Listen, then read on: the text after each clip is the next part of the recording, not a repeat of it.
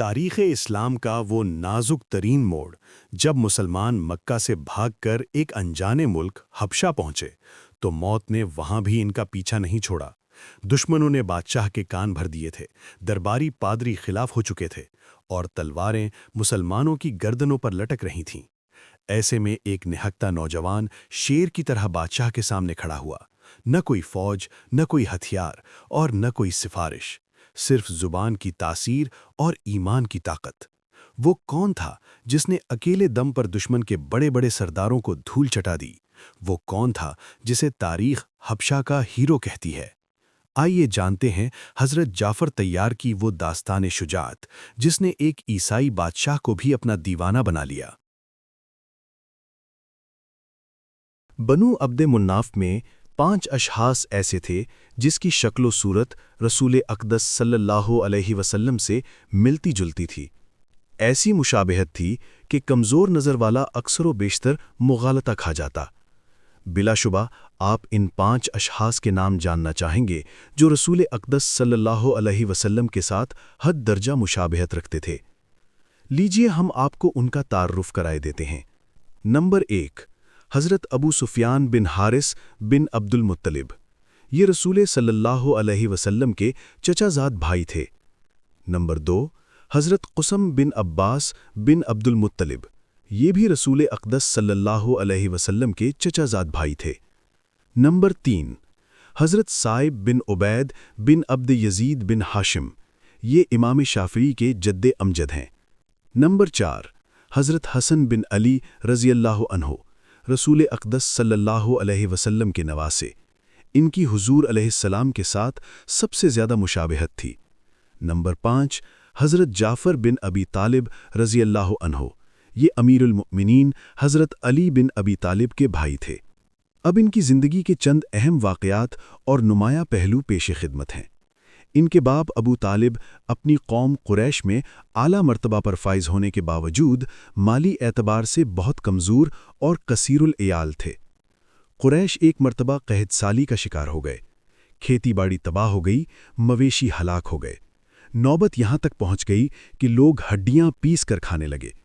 ان دنوں بنو ہاشم میں حضرت محمد صلی اللہ علیہ وسلم اور آپ کے چچا عباس سب سے زیادہ خوشحال تھے۔ حضور صلی اللہ علیہ وسلم نے حضرت عباس سے کہا، چچا جان، آپ کا بھائی ابو طالب کثیر العیال ہے۔ آپ دیکھ رہے ہیں کہ لوگ قحط سالی کی بنا پر فاقہ کشی پر مجبور ہیں۔ فقر و افلاس حد سے بڑھ چکا ہے۔ اس نازک صورتحال میں ہمیں ان کی بھرپور مدد کرنی چاہیے۔ آئیے ان کے پاس چلیں، ان کی ڈھاس بندھائیں۔ ایک بیٹے کی کفالت اپنے ذمے لیتا ہوں اور ایک کی کفالت کا ذمہ آپ اٹھائیں۔ حضرت عباس فرمانے لگے، آپ نے بہت اچھی تجویز دی ہے، ایک نیک اور اہم کام کی طرف توجہ دلائی ہے۔ اس کے بعد دونوں ابو طالب کے پاس گئے۔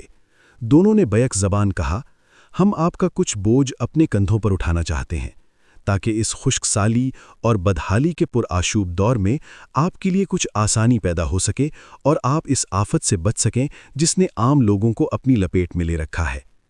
ابو طالب نے جواب دیا، بیٹے عقیل کے علاوہ میری اولاد میں سے جسے بھی آپ اپنی کفالت میں لینا چاہیں تو مجھے کوئی اعتراض نہیں ہوگا۔ حضرت محمد صلی اللہ علیہ وسلم نے حضرت علی کو اپنے ساتھ ملا لیا اور حضرت عباس رضی اللہ عنہ نے حضرت جعفر رضی اللہ عنہ کو اپنی کفالت میں لے لیا۔ حضرت علی رضی اللہ عنہ سرور کونین حضرت محمد صلی اللہ علیہ وسلم کے ساتھ رہے، یہاں تک کہ اللہ تعالیٰ نے آپ کو دین حق اور رشد و ہدایت کا پیامبر بنا کر بھیجا، تو حضرت علی بچپن ہی میں آپ پر ایمان لے آئے۔ حضرت جعفر رضی اللہ عنہ اور ان کی بیوی اسما بنت امیس پہلے مرحلے میں ہی مسلمانوں کے نورانی قافلے میں شامل ہو گئے تھے۔ دونوں حضرت صدیق اکبر رضی اللہ عنہ کے ذریعے اس وقت مشرف بے اسلام ہوئے جبکہ رسول اقدس صلی اللہ علیہ وسلم تعلیم و تربیت کے لیے دار ارقم میں تشریف فرما نہیں ہوئے تھے۔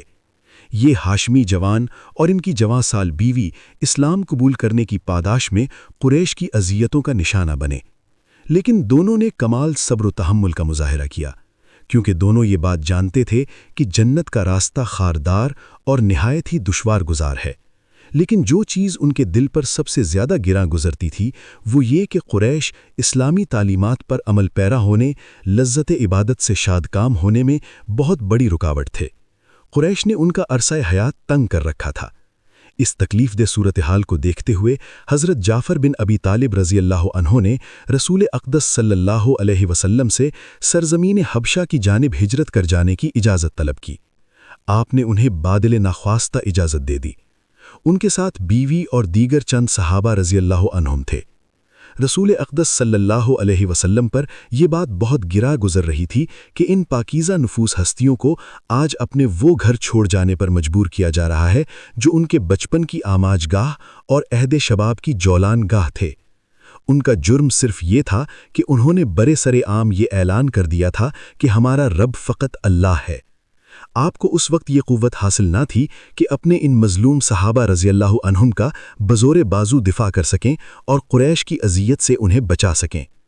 مہاجرین مکہ کا یہ پہلا قافلہ حضرت جعفر بن ابی طالب رضی اللہ عنہ کی قیادت میں حبشہ کی طرف روانہ ہوا اور وہاں جا کر حبشہ کے عادل اور نیک دل بادشاہ نجاشی کی پناہ میں رہائش پذیر ہو گئے۔ جب سے انہوں نے اسلام قبول کیا تھا، یہاں پہنچ کر پہلی مرتبہ امن و سکون کا سانس لیا اور عبادت الہی کی لذت اور حلاوت سے شاد کام ہوئے۔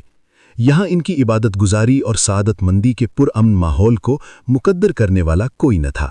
جب قریش کو یہ علم ہوا کہ مسلمانوں کی ایک جماعت سرزمین حبشہ میں آباد ہو چکی ہے اور انہیں وہاں اپنے دین پر عمل کرنے اور اپنے عقیدے کے مطابق زندگی بسر کرنے کی مکمل آزادی ہے، قریش نے آپس میں مشورہ کیا کہ کسی بہانے ان مسلمانوں کو واپس بلایا جائے اور یہاں پہنچتے ہی یا تو انہیں قتل کر دیا جائے یا پھر دردناک سزا دی جائے۔ یہ عجیب داستان ہم آپ کو حضرت سلمہ رضی اللہ عنہا کی زبانی سناتے ہیں، کیونکہ آپ اس واقعہ کی عینی شاہد ہیں۔ حضرت سلمہ رضی اللہ عنہا فرماتی ہیں، جب ہم حبشہ میں فروخت ہوئے تو ہمیں یہاں پرامن ماحول میسر آیا۔ ہم یہاں بے خوف و خطر اپنے دین پر عمل پیرا تھے اور اللہ تعالیٰ کی عبادت میں ہمہ مصروف ہو گئے۔ اب ہمیں یہاں نہ تو کوئی ایذا پہنچانے والا تھا اور نہ ہی کوئی برا بھلا کہنے والا تھا۔ جب قریش کو ہمارے اطمینان اور خوشحالی کا علم ہوا تو وہ آگ بگولا ہو گئے اور آپس میں مشورہ کر کے اپنے میں سے دو نہایت چوکس، چالاک اور جفاکش نمائندے نجاشی کے پاس بھیجے۔ ان میں سے ایک عمرو بن عاص تھا اور دوسرا عبداللہ بن ابی ربیعہ تھا۔ حبشہ کے بادشاہ نجاشی کو متاثر کرنے کے لیے بہت سے قیمتی تحائف ان کے ہاتھ بھیجے۔ قریش نے ان دونوں کو یہ ہدایت کی کہ شاہ حبشہ کی ملاقات سے پہلے اس کی کابینہ کے ارکان سے مل لینا اور ہر ایک کی خدمت میں تحفہ بھی پیش کرنا۔ جب وہ دونوں حبشہ پہنچے تو پارلیمنٹ کے ہر ممبر سے ملاقات کی اور انہیں تحائف پیش کیے۔ ان میں سے کوئی شخص بھی ایسا نہ رہا جسے تحفہ نہ دیا گیا ہو۔ ہر درباری کو تحفہ پیش کرنے کے بعد اس سے کہتے کہ آپ کے ملک میں ہمارے خاندان کے چند ایک دیوانے وارد ہوئے ہیں جنہوں نے اپنے آباء و اجداد کا دین ترک کر دیا ہے اور اپنی قوم میں تفریق پیدا کر دی ہے۔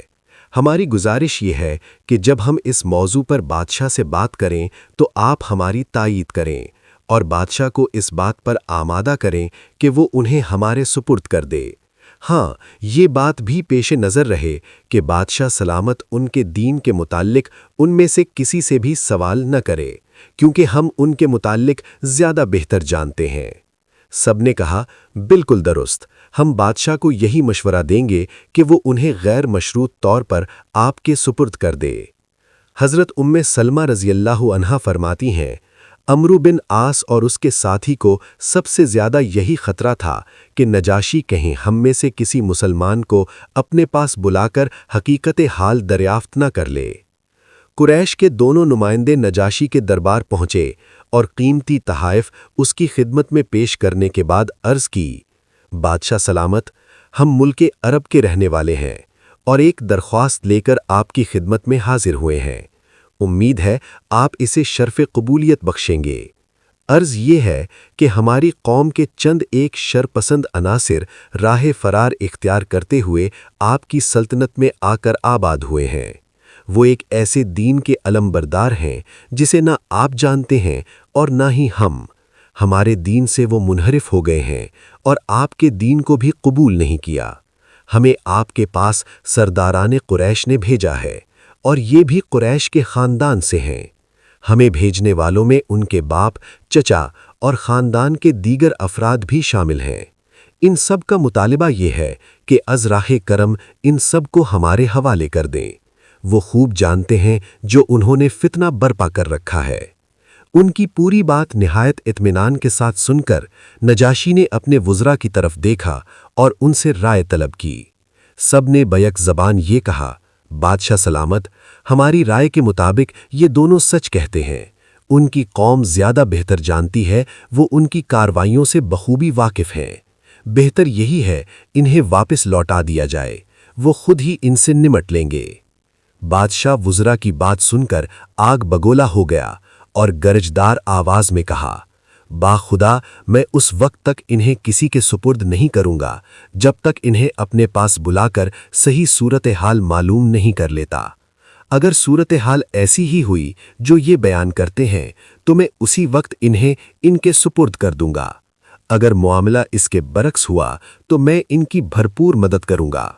جب تک وہ یہاں رہنا چاہیں گے انہیں مکمل آزادی حاصل ہوگی اور میری طرف سے ہر قسم کی سہولت مہیا کی جائے گی۔ حضرت ام سلمہ رضی اللہ عنہا فرماتی ہیں، نجاشی نے ہمیں دربار میں طلب کیا۔ ہم نے اس کے پاس جانے سے پہلے باہمی مشورہ کیا۔ بعض نے اس رائے کا اظہار کیا کہ بادشاہ ملاقات کے دوران ہمارے دین کے متعلق ضرور پوچھے گا۔ اگر وہ یہ پوچھے تو ہمیں اپنے ایمان کے مطابق صحیح جواب دینا چاہیے۔ اور دوسرا فیصلہ ہم نے یہ کیا کہ ہماری طرف سے صرف حضرت جعفر بن ابی طالب بادشاہ سے بات کریں گے۔ حضرت ام سلمہ رضی اللہ عنہا فرماتی ہیں، ہم نجاشی کے پاس پہنچے تو وہاں بہت سے علماء جبہ و دستار پہنے مذہبی کتابیں کھولے بادشاہ کے دائیں بائیں بیٹھے ہوئے تھے۔ ہم نے دیکھا وہاں قریش کے دونوں نمائندے عمرو بن عاص اور عبداللہ بن ابی ربیہ موجود تھے۔ جب محفل جم گئی تو نجاشی نے ہماری طرف دیکھتے ہوئے سوال کیا، یہ کون سا دین ہے جسے تم نے اختیار کر رکھا ہے اور اس کی وجہ سے اپنے آبائی دین کو آپ لوگوں نے ترک کر دیا ہے؟ نہ ہی تم نے میرا دین قبول کیا اور نہ ہی دیگر اقوام کے دین کو تسلیم کیا۔ حضرت جعفر بن ابی طالب رضی اللہ عنہ 2 قدم آگے بڑھے اور فرمایا، بادشاہ سلامت، ہم جاہل تھے، بتوں کے پجاری تھے، مردار کھاتے، بے حیائی کا ارتکاب کرتے، ظلم و تشدد سے کام لیتے، ہمسایہ سے بدسلوکی سے پیش آتے، ہم میں سے طاقتور کمزور کو ہڑپ کر جاتا۔ ہم ان جرائم میں ملوث زندگی بسر کر رہے تھے کہ اللہ تعالیٰ نے ہمارے پاس ایک رسول بھیجا جس کے حسب و نسب، صداقت و امانت اور پاک دامنی کو ہم جانتے تھے۔ اس نے ہمیں ایک اللہ کی طرف دعوت دی کہ ہم اس کی توحید کا اقرار کریں، اسی کی عبادت کریں، بتوں کی عبادت سے کنارہ کشی اختیار کر لیں۔ نیز اس نے ہمیں سچ بولنے، امانت ادا کرنے، صلہ رحمی سے پیش آنے اور ہمسایوں سے حسن سلوک کا حکم دیا، اور ساتھ ہی بے حیائی، کذب بیانی، یتیموں کا مال کھانے اور جملہ حرام چیزوں سے مکمل طور پر اجتناب کرنے کا حکم دیا۔ پاک دامن عورتوں پہ تہمت لگانے سے منع کیا اور ہمیں یہ بھی حکم دیا کہ ہم ایک اللہ کی عبادت کریں اور اس کے ساتھ کسی کو شریک نہ ٹھہرائیں۔ ہمیں نماز قائم کرنے، زکوٰۃ ادا کرنے اور رمضان کے روزے رکھنے کا حکم دیا۔ ہم نے رسول اقدس صلی اللہ علیہ وسلم کی صداقت کا اعتراف کیا، آپ پر ایمان لائے، اور جو حکم بھی آپ نے دیا ہم نے سر تسلیم خم کیا۔ جو آپ نے ہمارے لیے حلال قرار دیا ہم نے اسے حلال سمجھا، اور جسے حرام قرار دیا اسے ہم نے حرام سمجھا۔ بادشاہ سلامت، ہماری اطاعت شیاری کا منظر دیکھ کر ہماری قوم کے افراد ہمارے دشمن بن گئے، ہمیں اذیت ناک سزائیں دی گئیں تاکہ ہم توحید سے برگشتہ ہو کر دوبارہ شرک کی دلدل میں پھنس جائیں۔ جب انہوں نے ظلم و ستم کی انتہا کر دی، ہم پہ عرصہ حیات تنگ کر دیا، تو ہم عافیت کی تلاش میں آپ کے اس ملک کی طرف نکل آئے۔ یہاں آ کر اطمینان کا سانس لیا۔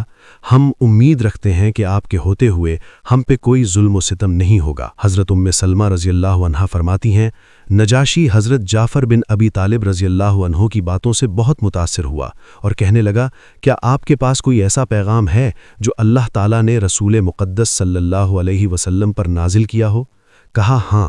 اس نے مطالبہ کیا مجھے یہ کلام پڑھ کر سناؤ۔ حضرت جعفر رضی اللہ عنہ نے ان آیات کی تلاوت کی۔ كاف ها يا عين صاد ذكر رحمة ربك عبده زكريا إذ نادى ربه نداء خفيا قال رب إني وهن العظم مني واشتعل الرأس شيبا ولم أكن بدعائك ربي شقيا۔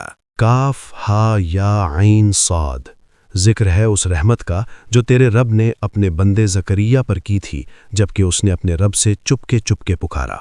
اس نے عرض کیا اے پروردگار میری ہڈیاں تک گھل گئی ہیں اور سر بڑھاپے سے چمک اٹھا ہے۔ اے پروردگار میں کبھی تجھ سے دعا مانگ کر نامراد نہیں رہا۔ سورہ مریم 1-4۔ حضرت جعفر رضی اللہ عنہ نے سورہ مریم کی ابتدائی آیات انتہائی سوز و گداز سے پڑھیں۔ نجاشی پر ان آیات کا اتنا اثر ہوا کہ وہ زار و قطار رونے لگے۔ ان کے آگے کھلی ہوئی کتابیں آنسوؤں سے تر ہو گئیں۔ مجلس پر سناٹا چھا گیا۔ نجاشی کے آنسو سوکھے تو بولا یہ پیغام جو رسول اقدس صلی اللہ علیہ وسلم لے کر آئے ہیں اور وہ پیغام جو حضرت عیسیٰ علیہ السلام نے سنایا تھا بالکل اس روشنی کی مانند ہے جو ایک طاقچے سے پھوٹ رہی ہو۔ پھر قریش کے دونوں نمائندوں کی طرف متوجہ ہو کر کہنے لگا تم میری آنکھوں سے دور ہو جاؤ، اللہ کی قسم میں قطعاً انہیں تمہارے سپرد نہیں کروں گا۔ یہ جب تک یہاں چاہیں میری ملک کی آزاد فضاؤں میں زندگی بسر کریں، میں ان کی ہر ممکن خدمت بجا لاؤں گا۔ حضرت سلمہ رضی اللہ عنہا بیان کرتی ہیں جب ہم کامیاب و کامران ہو کر نجاشی کے دربار سے نکلے تو عمرو بن عاص ہمیں مرعوب کرنے کے لیے دھمکی کے انداز میں کہنے لگا کل میں نجاشی کے پاس آؤں گا اور ان مسلمانوں کے متعلق اسے ایک ایسی بات بتاؤں گا جس سے اس کے غیظ و غضب کی کوئی انتہا نہیں رہے گی، اور دیکھنا کہ وہ انہیں یہاں سے کس طرح بھگاتا ہے۔ اس کے ساتھ ہی عبداللہ بن ابی ربیہ نے کہا ایسے نہ کرنا، یہ ہمارے رشتہ دار ہیں، کیا ہوا اگر آج انہوں نے ہماری مخالفت کی؟ عمرو نے کہا رہنے دیجئے ان سے اتنی ہمدردی کو، بخدا میں نجاشی کو ان کے متعلق ایسی باتیں بتاؤں گا کہ وہ انہیں شام سے پہلے ہی اپنے ملک سے نکل جانے کا حکم صادر کر دے گا۔ بخدا میں اسے بتاؤں گا کہ یہ لوگ عیسیٰ بن مریم کو انسان سمجھتے ہیں۔ جب دوسرا دن ہوا تو عمرو بن عاص نجاشی کے دربار میں حاضر ہو کر کہنے لگا بادشاہ سلامت، یہ لوگ جنہیں آپ نے یہاں پناہ دے رکھی ہے عیسیٰ علیہ السلام کے متعلق عجیب و غریب نظریہ رکھتے ہیں، ان کو بلائیں اور پوچھیں کہ عیسیٰ بن مریم علیہ السلام کے متعلق ان کا کیا نظریہ ہے۔ حضرت سلمہ رضی اللہ عنہا بیان کرتی ہیں دوسرے روز جب ہمیں بلایا گیا تو ہم گھبرا گئے، آپس میں مشورہ کیا کہ اگر نجاشی نے عیسیٰ علیہ السلام کے متعلق ہم سے سوال کیا تو کیا جواب دیں گے۔ ہم سب نے یہ فیصلہ کیا کہ ہم اس سلسلے میں وہی کچھ کہیں گے جو اس کے متعلق اللہ تعالیٰ نے ارشاد فرمایا ہے، اور اس موقف سے 1 انچ بھی ادھر ادھر نہیں ہوں گے جو ہمارے پیارے نبی حضرت محمد صلی اللہ علیہ وسلم نے بیان کیا ہے۔ اس حق گوئی کی بنا پر ہم پر جو آفتات بھی پڑے کوئی پرواہ نہیں۔ اس بار بھی جب ہم نجاشی کے پاس پہنچے تو درباری علماء پہلے کی طرح اس کے دائیں بائیں با ادب انداز میں بیٹھے ہوئے تھے۔ وہاں قریش کے دونوں نمائندے عمرو بن عاص اور عبداللہ بن ابی ربیہ بھی موجود تھے۔ نجاشی نے ہمیں دیکھتے ہی فوراً یہ سوال کیا مجھے یہ بتاؤ عیسیٰ بن مریم علیہ السلام کے متعلق تمہاری کیا رائے ہے؟ حضرت جعفر بن ابی طالب رضی اللہ عنہ نے کہا ہماری عیسیٰ بن مریم علیہ السلام کے متعلق وہ رائے ہے جو ہمیں نبی مکرم حضرت محمد صلی اللہ علیہ وسلم نے بتائی ہے۔ نجاشی نے پوچھا وہ کیا؟ حضرت جعفر رضی اللہ عنہ نے بتایا انہوں نے ہمیں بتایا ہے کہ عیسیٰ علیہ السلام اللہ کے بندے اور اس کے رسول ہیں، روح اللہ اور خدا تعالیٰ کا وہ کلمہ ہے جو پاک دامن مریم کی طرف القاء کیا گیا۔ نجاشی نے جب حضرت جعفر بن ابی طالب رضی اللہ عنہ کی مکمل بات سنی تو جوش سے زمین پر ہاتھ مار کر کہنے لگا اللہ کی قسم بالکل عیسیٰ علیہ السلام وہی کچھ ہے جو آپ کے نبی حضرت محمد صلی اللہ علیہ وسلم نے بیان فرمایا۔ درباری علماء نے جب یہ صورتحال دیکھی تو حیران و ششدر رہ گئے اور پشیمانی کے عالم میں اپنی ناک کھجانے لگے۔ نجاشی نے ان کی خفت و پشیمانی کو بھانپ کر کہا سن لو، یہ میرا فیصلہ ہے، یہ مسلمان بالکل سچے ہیں، آج سے یہ میرے قابل قدر مہمان ہیں۔ پھر ہماری طرف متوجہ ہو کر کہا آج سے تم ہمارے سرکاری مہمان ہو، جو تمہیں گالی دے گا نقصان اٹھائے گا، جو تمہیں کوئی گزند پہنچائے گا اسے سخت ترین سزا دی جائے گی۔ اللہ کی قسم مجھے تم سونے چاندی کے خزانوں سے بھی زیادہ عزیز ہو۔ پھر نجاشی قریش کے دونوں نمائندوں کی طرف قہر آلود نگاہوں سے دیکھتے ہوئے بولا، جاؤ میری آنکھوں سے دور ہو جاؤ۔ درباریوں سے کہا، ان کے تحائف واپس کر دو، ہمیں ان تحائف کی کوئی ضرورت نہیں۔ حضرت ام سلمہ رضی اللہ عنہا بیان کرتی ہیں کہ عمرو بن عاص اور عبداللہ بن ابی ربیعہ بڑے ذلیل و خوار اور بے آبرو ہو کر نجاشی کے دربار سے نکلے اور ہمیں ہر طرح کی سہولت میسر آئی۔ نہایت وقار اور عزت سے زندگی بسر ہونے لگی۔ حضرت جعفر بن ابی طالب رضی اللہ عنہ نے اپنی اہلیہ کے ہمراہ سرزمین حبشہ میں بڑی عزت، وقار، اطمینان اور سکون سے 10 سال گزارے۔ 7 ہجری کو دونوں نے حبشہ کو خیرباد کہا اور اپنے دیگر مسلمان ساتھیوں کے ہمراہ مدینہ منورہ کا رخ کیا۔ جب یہ برگزیدہ افراد پر مشتمل قافلہ وہاں پہنچا تو رسول اقدس صلی اللہ علیہ وسلم خیبر فتح کر کے لوٹ رہے تھے۔ آپ حضرت جعفر رضی اللہ عنہ کو دیکھ کر بہت خوش ہوئے، فرمانے لگے، آج معلوم نہیں دونوں میں سے زیادہ مجھے کس چیز کی خوشی ہے، فتح خیبر کی یا جعفر رضی اللہ عنہ کے آنے کی۔ عام مسلمانوں کی خوشی بھی رسول اقدس صلی اللہ علیہ وسلم سے کچھ کم نہ تھی۔ مساکین تو خاص طور پر بہت خوش تھے کیونکہ حضرت جعفر رضی اللہ عنہ ان کا بہت خیال رکھا کرتے تھے اور ان سے ہمیشہ خندہ پیشانی اور حسن سلوک سے پیش آتے، یہاں تک کہ ان کا لقب ہی ابو المساکین پڑ گیا تھا۔ حضرت ابو ہریرہ رضی اللہ عنہ بیان فرماتے ہیں، ہم ایسے مساکین کے حق میں حضرت جعفر بن ابی طالب لوگوں سے زیادہ فیاض تھے۔ یہ ہمیں اپنے گھر لے جاتے، کھانا کھلاتے، اگر سالن ختم ہو جاتا تو گھی کا برتن ہمارے سامنے رکھتے تھے اور ہم اپنی منشا کے مطابق گھی استعمال کرتے۔ ابھی حضرت جعفر بن ابی طالب رضی اللہ عنہ کو مدینہ طیبہ میں قیام پذیر ہوئے زیادہ عرصہ نہ گزرا تھا کہ 8 ہجری کے اوائل میں رسول اقدس صلی اللہ علیہ وسلم نے سرزمین شام میں رومیوں کی سرکوبی کے لیے ایک لشکر مقرر کیا اور زید بن حارثہ کو امیر لشکر مقرر کیا اور ارشاد فرمایا، اگر اس جنگ میں زید بن حارثہ شہید ہو جائے تو جعفر بن ابی طالب رضی اللہ عنہ کو امیر مقرر کر دینا، اور اگر وہ شہید ہو جائے تو عبداللہ بن رواحہ رضی اللہ عنہ کو امیر بنا لینا، اور اگر عبداللہ بن رواحہ رضی اللہ عنہ بھی شہید ہو جائے تو جسے چاہیں اپنا امیر بنا لیں۔ جب مسلمان موتا نامی بستی میں پہنچے، یہ بستی شام کے بالائی علاقے اردن میں واقع تھی، تو مسلمان کیا دیکھتے ہیں کہ رومی 1 لاکھ فوج لے کر مقابلے کے لیے وہاں پڑاؤ کیے ہوئے ہیں، اور تقریباً 1 لاکھ سرزمین عرب کے لخم، جزام اور قزاق قبائل کے عیسائی ان کی مدد کے لیے میدان کارزار میں موجود ہیں۔ ادھر لشکر اسلام صرف 3000 مجاہدین پر مشتمل تھا۔ جب دونوں فوجیں آمنے سامنے آئیں، جنگ شروع ہوئی، زور کا رن پڑا تو سپہ سالار حضرت زید بن حارثہ رضی اللہ عنہ پہلے ہی مرحلے میں شہید ہو کر گر پڑے۔ یہ صورتحال دیکھ کر حضرت جعفر بن ابی طالب رضی اللہ عنہ تیزی سے آگے بڑھے اور اس کی برق رفتار گھوڑی کے پاؤں اپنی تلوار سے کاٹ دیے تاکہ دشمن اس سے فائدہ نہ اٹھا سکے۔ جھنڈا ہاتھ میں لیا اور شمشیر زنی کرتے ہوئے رومی فوج کی صفوں میں جا گھسے، انہیں تہ تیق کرتے ہوئے یہ شعر گنگنا رہے تھے، یا حبذ الجنت واقترابها طیبۃ وبارد شرابها والروم روم قد دنا عذابها کافرۃ بعیدۃ انسابها علی اذ لاقیتها درابها۔ واہ واہ، جنت اور اس کا قرب، صاف ستھرا اور ٹھنڈا مشروب، رومیوں کے لیے عذاب آپ کا ہے۔ یہ کافر حسب و نسب کے اعتبار سے دور از شرافت ہیں، مجھ پر فرض ہے کہ جب ان سے ملوں تو ان کی گردنیں اڑاتا چلا جاؤں۔ آپ دشمن کی صفوں کو اپنی تیز دھار تلوار سے چیرتے جا رہے تھے، یہاں تک کہ ایک شقی القلب دشمن کے وار سے آپ کا دایاں ہاتھ کٹ گیا تو لشکر اسلام کا جھنڈا فوراً بائیں ہاتھ میں تھام لیا۔